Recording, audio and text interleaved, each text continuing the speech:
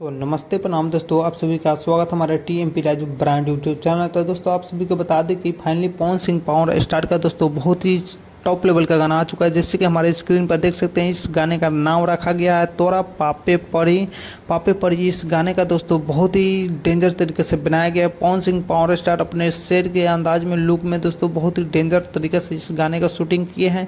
आप सभी को बता दें कि इस चैनल पर डला है, उस चैनल का नाम है ग्लोबल म्यूजिक यूट्यूब। जैसा दोस्तों फाइनली मार सकते हैं वह इस गाने का कम से कम 3 मिलियन क्रॉस व्यूज हो भी चुका है दोस्तों। तो हम थोड़ा देरी से इस वीडियो को ला रहे हैं, तो फिर भी आप सभी इस वीडियो को दूर तक शेयर कीजिए। अगर हमारे चैनल पर नए हैं तो चैनल सब्सक्राइब कीजिएगा। पवन सिंह से रिलेटेड वीडियो, ऐसे ही न्यूज़ वीडियो आप सभी को हर रोज इस पर कंटेंट ऐसे ही मिलता रहेगा। तो आप सभी को एक बधाई है दोस्तों। आप सभी का जिस भाई का दोस्तों कमेंट पर सबसे जास्ती लाइक रहेगा उसको मिलेगा एक आईपैड दोस्तों, हमारी तरफ से गिफ्ट है।